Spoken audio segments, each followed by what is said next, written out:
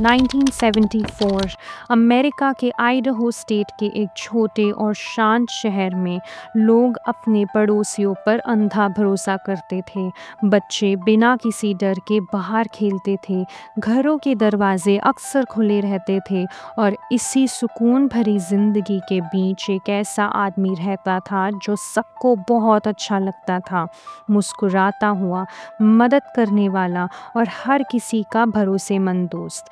लेकिन किसी ने भी नहीं सोचा था कि उसकी प्यारी सी मुस्कान के पीछे एक ऐसा दिमाग छुपा हुआ था जो पूरे एक परिवार को धीरे धीरे अपने जाल में फंसा रहा था। ये है 12 साल की जैन ब्रोबर्ग की सच्ची कहानी, एक ऐसा केस जिसे आज भी इन्वेस्टिगेटर्स हिस्ट्री के सबसे शॉकिंग ग्रूमिंग और साइकोलॉजिकल मैनिपुलेशन केसेस में से एक मानता है।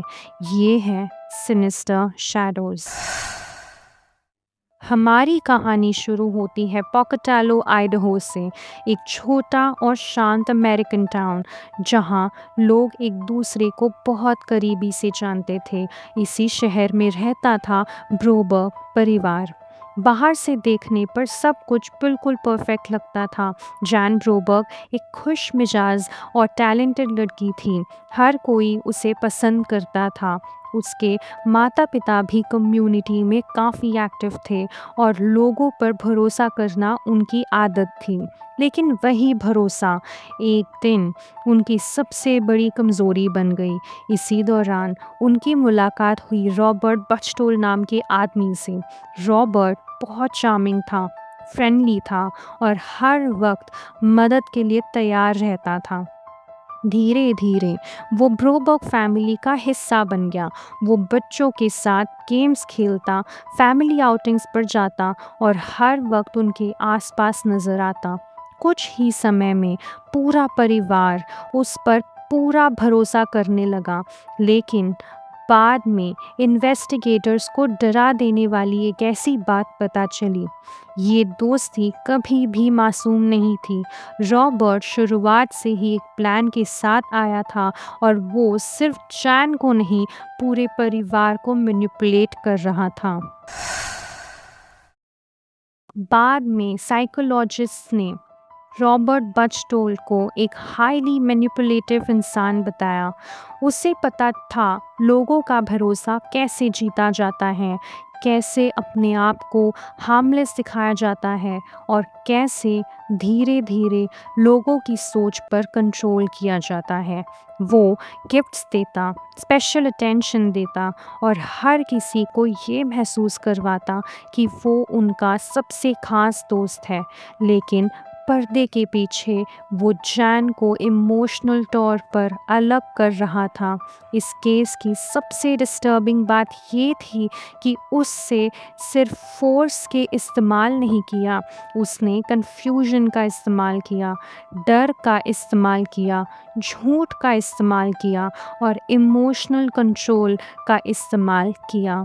रिपोर्ट्स के मुताबिक उसने जैन को कई अजीब और डरा देने वाली बातें बताकर उसके दिमाग पर असर डाला। धीरे धीरे एक बच्चे की रियलिटी ही बदलने लगी और उसके आसपास के बड़े लोग समय रहते खतरा समझ ही नहीं पाए। अक्टूबर 1974 12 साल की जैन अचानक गायब हो गई। पूरा शहर हिला हुआ था, लोग परेशान थे, पुलिस सर्चेस चला रही थी और ब्रोबर्ग फैमिली टूट चुकी थी। लेकिन सबसे शॉकिंग बात अभी सामने आने बाकी थी। जैन को किसी अनजान क्रिमिनल ने नहीं उठाया था, बल्कि उस आदमी ने जिस पर उसके माँ बाप सबसे ज़्यादा भरोसा करते थे, रॉबर्ट बचटोल। रिपोर्टर्स के मुताबिक उसने जैन को स्टेट बाउंड्रीज के पार ले जाकर अथॉरिटीज से छुपाने की कोशिश की। केस नेशनल हेडलाइंस बन गई। पुलिस की मेहनत के बाद जैन जिंदा मिल गई। दुनिया को लगा नाइटमेयर ख़त्म हो गया, लेकिन असल में ये सिर्फ शुरुआत थी। सबके मन में एक ही सवाल था, आखिर एक ट्रस्टेड फैमिली फ्रेंड इतना सब कैसे कर सका? जवाब अनकंफर्टेबल था। रॉबर्ट ने सालों तक भरोसा बिल्ड किया था, सिर्फ जैन का नहीं, उसके माता पिता का भी। उसने फैमिली की लाइफ में अपनी जगह बना ली थी, बाउंड्री लाइंस को धीरे धीरे ब्लर कर दिया था और इनअप्रोप्रिएट क्लोजनेस को नॉर्मल बना दिया था। आज एक्सपर्ट्स इस प्रोसेस को ग्रूमिंग कहते हैं, एक ऐसा प्रोसेस जो बहुत धीरे धीरे होता है, जहां वार्निंग साइंस अक्सर नज़र ही नहीं आते, सिर्फ छोटी छोटी बाउंड्रीज क्रॉस होती रहती हैं और धीरे धीरे कंट्रोल बढ़ता चला जाता है। जैन ब्रोबर्ग के केस बाद में ग्रूमिंग के सबसे इम्पॉर्टेंट एग्जाम्पल्स में शामिल किया गया, क्योंकि ये सिर्फ एक विक्टिम की कहानी नहीं थी, ये पूरे परिवार पर मैनिपुलेशन के असर की कहानी थी। और फिर हुआ कुछ ऐसा जिसने इन्वेस्टिगेटर्स को भी हैरान कर दिया। पहले किडनैपिंग के बाद भी रॉबर्ट किसी तरह ब्रोबर्ग फैमिली के कांटेक्ट में वापस आ गया। मैनिपुलेशन इतनी गहरी हो चुकी थी कि पूरी तरह कनेक्शन कभी टूट ही नहीं पाया। फिर एक दिन जैन ब्रोबर्ग गायब हो गई। एक दूसरी किडनैपिंग। अब अथॉरिटीज़ समझ चुकी थी कि ये सिर्फ किडनैपिंग का केस नहीं है, यहाँ साइकोलॉजिकल कंट्रोल भी था, फियर भी था और इमोशनल मैनिपुलेशन भी। ये केस दिखाता था कि कैसे प्रेडेटर्स ट्रस्ट का फ़ायदा उठाकर पूरे सिचुएशन को कंट्रोल कर सकते हैं। आखिरकार लॉ इन्फोर्समेंट ने फिर से इन्वेस्टिगेशन किया और इस बार ज़्यादा लोगों को रॉबर्ट का असली चेहरा नज़र आने लगा। जब धीरे धीरे सच्चाई सामने आई, पूरा अमेरिका हैरान रह गया। लोग समझ ही नहीं पा रहे थे कि ऐसा कैसे हो सकता है, लेकिन साइकोलॉजिस्ट ने एक इम्पॉर्टेंट बात समझाई। मैनिपुलेशन हमेशा ऑब्वियस नहीं होती। कई बार प्रेडेटर्स बहुत चार्मिंग दिखते हैं, हेल्पफुल दिखते हैं और ट्रस्टवर्दी लगते हैं। चैन के लिए रिकवरी का सफ़र लंबा और मुश्किल था, लेकिन सालों बाद उसने अपनी कहानी दुनिया के सामने रखने का फैसला किया। सेंसेशनलाइज करने के लिए नहीं, बल्कि दूसरों को एजुकेट करने के लिए। उसकी कहानी पर डॉक्यूमेंट्रीज बनी, बुक्स लिखी गई और टेलीविजन अडेप्टेशंस भी बनाई गई। आज भी ये केस साइकोलॉजिकल मैनिपुलेशन का सबसे डिस्टर्बिंग एग्जाम्पल्स में से एक माना जाता है।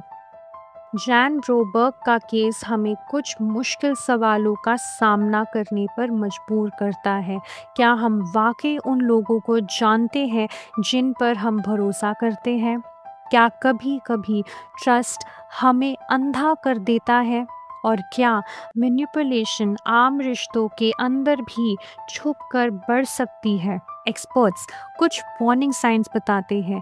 ऐसे अडल्ट्स जो बच्चों को इमोशनल तौर पर आइसोलेट करने की कोशिश करें, बहुत ज़्यादा गिफ्ट्स या स्पेशल अटेंशन देना, सीक्रेट्स रखने को कहना, धीरे धीरे पर्सनल बाउंड्रीज क्रॉस करना और इमोशनल डिपेंडेंस क्रिएट करना। ये केस अमेरिका में चाइल्ड प्रोटेक्शन के डिस्कशंस को हमेशा के लिए बदल गया, क्योंकि इसने एक डरा देने वाली बात साबित कर दी। खतरा हमेशा किसी इंसान की शक्ल में नहीं आता, कभी कभी वह भरोसे की शक्ल में घर के अंदर आ जाता है।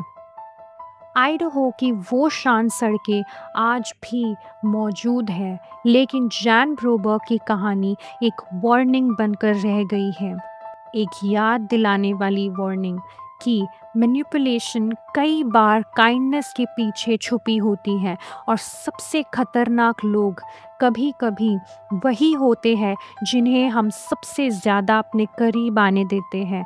अगर आपको ये डॉक्यूमेंट्री पसंद आई हो तो सिनिस्टर शैडोज़ को सब्सक्राइब करना मत भूलिए और याद रखिए हर मॉन्स्टर अंधेरे में नहीं छुपा होता, कभी-कभी वो फैमिली डिनर टेबल पर बैठा होता है।